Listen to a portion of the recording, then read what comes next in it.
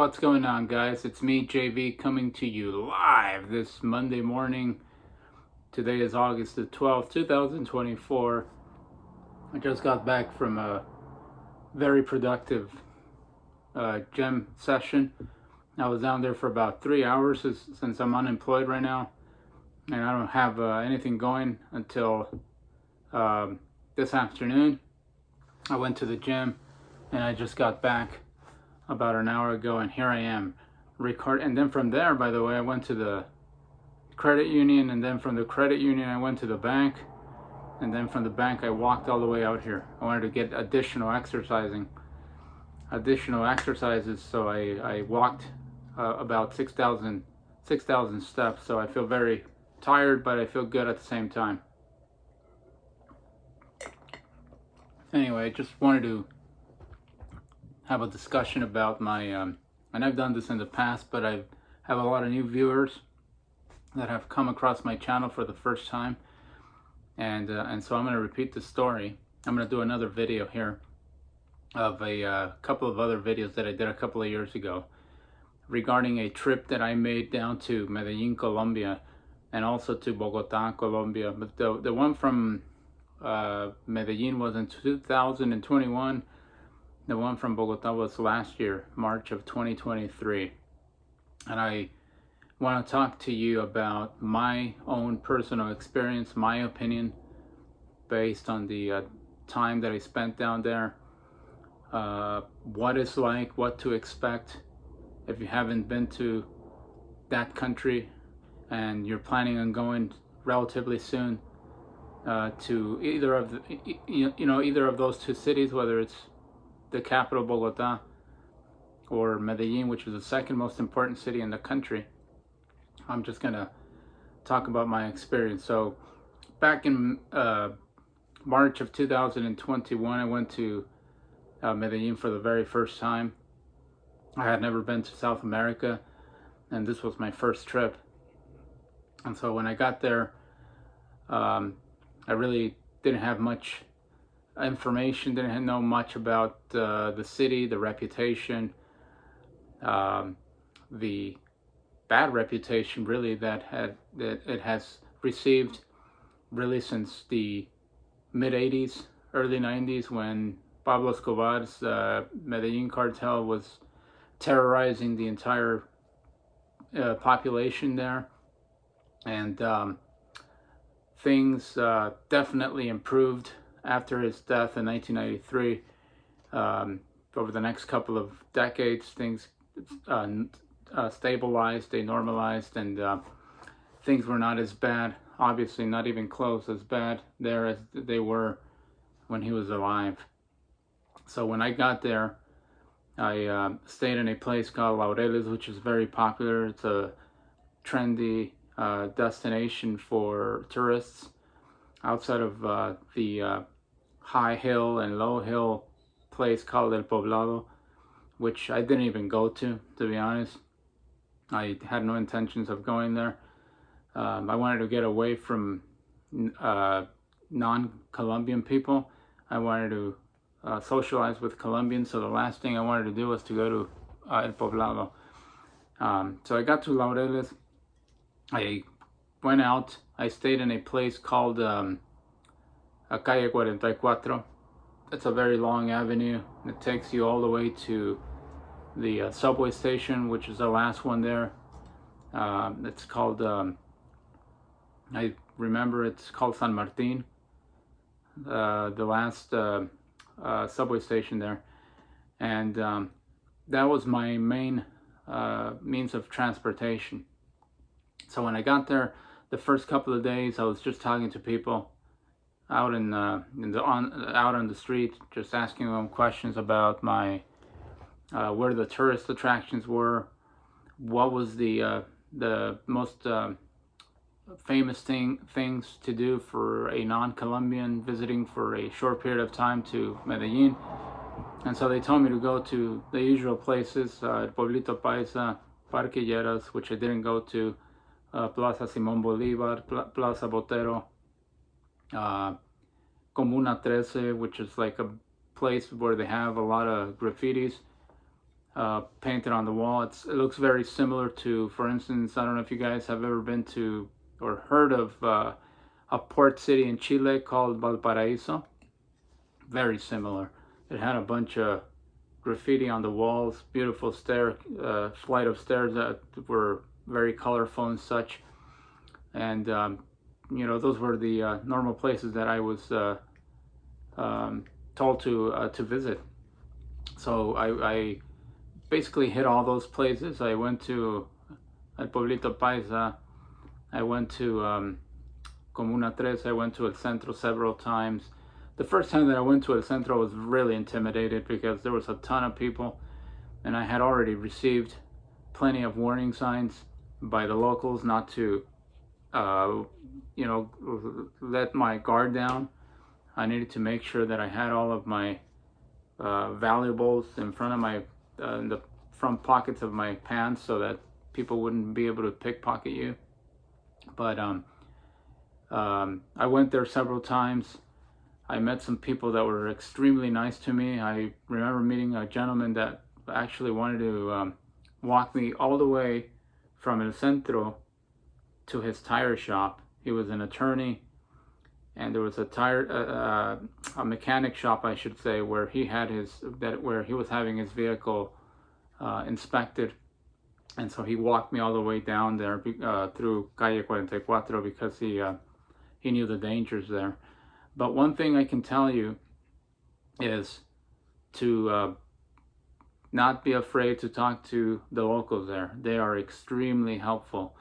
They will stand there with you and talk to you for a couple of minutes or however long you want to talk to them, and help you and guide you to places that you need to go and places where you should not be going. And that is precisely what happened with me. I was just, talking to the locals at the subway station. I was talking to locals on one of the most popular avenues in the city called Calle 70. Calle 70 is basically a very popular avenue where you can actually go to restaurants, you can go to bars, you can go to stores where they sell souvenirs. I actually bought a couple of souvenirs there. It's a very, very popular avenue with a lot going on. And I didn't go there at night. I only went there during the daytime, and it was popping, man. There was a lot of people, jam-packed. And the people there were very nice as well. So don't get discouraged to talk to the locals there. If you speak Spanish, the better. There's very few people that actually speak English. I did speak to a couple of people in English, and they understood everything that I said, and it was great. I also used the dating apps back in 2021. I was actually single. I used the dating apps, and I met a female down there. We went out on a date. I talk about this on my previous videos. I'm not going to go deep into what happened on that date, but all I can say is that we actually did meet at a shopping center on a Saturday night, and it went very well. I really didn't see anything unusual. I never, at any point on my trip, I was there for about 10 days. I never felt threatened. I never felt insecure, and I went by myself, by the way. So I had absolutely nobody knew who I was. I didn't know anybody there. I did get lost a couple of times trying to find the building in Laureles where I was staying. But I never felt threatened. It was very, very quiet. It was a very, very peaceful trip for me. Now, one thing I'll tell those of you that are going down there, like I said, and people that watch this video that have been to Medellin will attest to what I'm saying. At nighttime, it might be a little bit more of a challenge. At nighttime, there might be more dangers out there. If you go to clubs, if you go to bars, you might come across people that have malicious intent against you.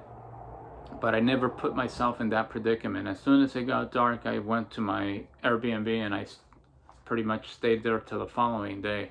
So I never gave potential criminals or bad people the opportunity to rob me or to drug me, or the typical things that you hear in the news, that you hear from other YouTubers. I never saw anything like that. Now granted, I was only there for 10 days, so perhaps I wasn't there long enough to get in trouble, but I can tell you, I just never felt any threats of any kind. I also went to, by the way, the subway station is not called San Martin, it's called San Javier. San Javier is the last station of one of the lines that goes through the subway station. And this is, by the way, the card that you use. This is the card that you use down in Medellin for the subway. When I went there, the cost was about 2,750 pesos, which if you convert that to dollars, back then it was about 60 cents. And you can basically go anywhere you wanted to go on the subway system. So if you wanted to go to El Poblado, if you wanted to go to Exposiciones, to go to El Pueblito Paisa, if you wanted to go to El Centro, you can get off there. If you wanted to go to El Poblado, you can get off there. If you wanted to go way beyond, on the outskirts of the city, like Bello, for example, you can actually go there as well. I didn't go there myself, but it was a very good means of transportation. It is very spot on, very clean system, much better than the one in Mexico City, for example. People make sure that you don't take any food or any water or any drinks with you, so you have to toss that to the trash before you even get to the andenes, or the platform where you board the trains. So the subway system is fantastic. But yeah, I mean, I was just, walking around. People are really nice. I don't think I've ever been to a country where people were nicer, more sociable than in Medellin. Maybe I shouldn't say countries, but cities, international cities. That's probably the one city where I felt like people were genuinely interested in talking to you. They wanted to find out where you were from. They wanted to find out what you were doing there. People genuinely took an interest in what you had to say. And like I mentioned, I did meet a couple of people that spoke English. One lady that I spoke to in Laureles looked like she was from Ireland. She had red hair, she had freckles, she had pasty white skin. Didn't even realize she was Colombian, but she was Colombian, but she did speak English. And she actually walked me all the way to a taxi location that was about a half a block away to a block away from where I approached her. So people are very, very sociable. Another thing that really caught my attention about Medellin is the fact that, for instance, if you were walking down on the streets and you wanted to purchase something from a street vendor, like let's say you wanted to buy a wooden guitar to bring back to the States for your niece or for your nephew or for your son or daughter, and if you told the merchant, I don't have any money with me, I don't have any cash, because Medellin is a very cash-oriented society, like Mexico, for instance, Mexico City, many places don't accept credit or debit cards, you have to pay them in cash. And I told the lady, I don't have any cash with me. And she said, don't worry about it. Don't worry about not having cash. You can come back and pay me later. You can take the guitar with you. I trust that you'll come back and you'll pay me for the guitar. That was amazing, the trust that they put in you. And I even told her, I'm not Colombian, I'm not from Medellin. And she didn't care. She still said, you want to take it with you right now? You can take it, come back with the money and pay me. I'll be here all day. At the end of the day, I didn't do it because I didn't want to carry it in my luggage. But you can actually do that with some merchants. That's pretty common down there, and they do it with Colombian people. The weather was it was nice. It was warm for my taste. I'm in the Bay Area. It's pretty cold here year round. So when I got to Medellin, it was in March, and it was For some people, it was nice. It wasn't too hot. For me, it was warm. I got totally sunburned because I was walking around. But one thing I'll say about the city is that it rains a lot. It's like clockwork out there. Every afternoon, like around 5 or 6 in the afternoon, it would start raining. Like, I'm telling you, it was like clockwork. It never failed. It would rain every single afternoon. During the daytime, during the morning hours, it was nice, bright and sunny. But once the afternoon came around, it started raining. And so you have to keep that in mind as well. Another place that I would suggest, I'm pretty sure you guys have heard of it. I didn't go myself, but there's 2 places that you need to visit, in my opinion. The Guatepe. I bought this cup there when I went to Medellin. That's just Guatepe. I didn't go to Guatepe. I bought this on El Pueblito Paisa. That's one place that you can go. It's not in the city, it's outside of the city. And then another place that I would absolutely recommend you going is called El Eje Cafetalero. El Eje Cafetalero is like a corridor of it's like a road of coffee plantations, I believe, where you can actually smell the coffee. It's a natural, beautiful place with a lot of green pasture. That's one of the things about Medellin. It's a very beautiful city. If you go to El Pueblito Paisa and you take a video, you see the entire city. It's just spectacular. It's a beautiful city. It's surrounded by a lot of natural green vegetation because it rains so much down there. But El Eje Cafetalero would definitely be a place I highly recommend you going. I know there's a million videos of the city of Medellin on YouTube, but I want to give my perspective, and I want to encourage people to go. If you are going to be heading out there, I highly recommend it. Just make sure that you don't let your guard down. You are going to get people warning you many times over about being careful, not to wander off too far away from the main tourist attractions. They'll probably tell you not to hang out at the downtown area at night because there's a lot of people that are, alcoholics or using drugs, and you can perhaps be in trouble. But my own personal opinion, and this is the whole crux of this video, I did not, at any time during my stay there, I never felt threatened. The only time I probably felt threatened was when I was coming back to the airport from the city. It's about a 20-minute drive, and you have to go through a freeway or a road.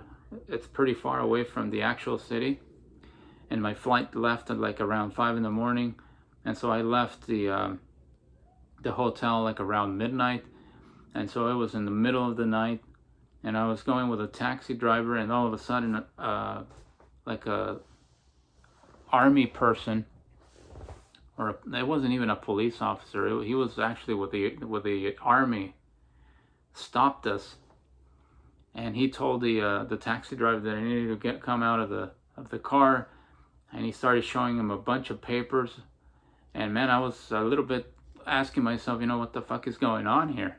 Why is it taking so long for the taxi driver to come back? It took him about 17 or 18 minutes. That's about the only time that I felt a little trepidation about what was going on. I was like, here I am in the middle of nowhere. It's around 1 in the morning. I need to get to the airport because my flight leaves at 5, and I gotta be there 3 hours before the departure of the flight. So that was about the only time that I felt a little bit threatened. But other than that, the city itself, spot on, beautiful place, highly recommended.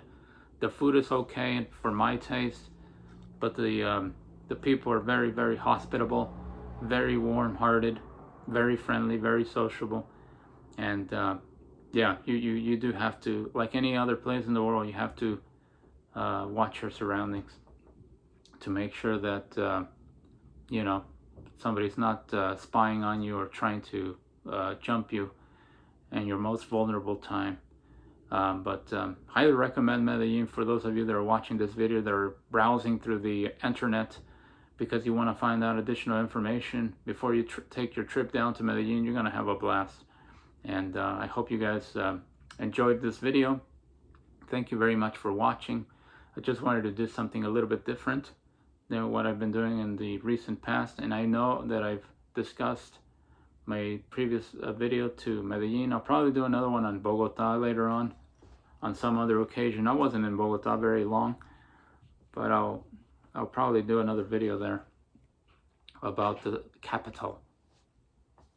All right, guys. Thank you very much for watching. I'll see you in the next one.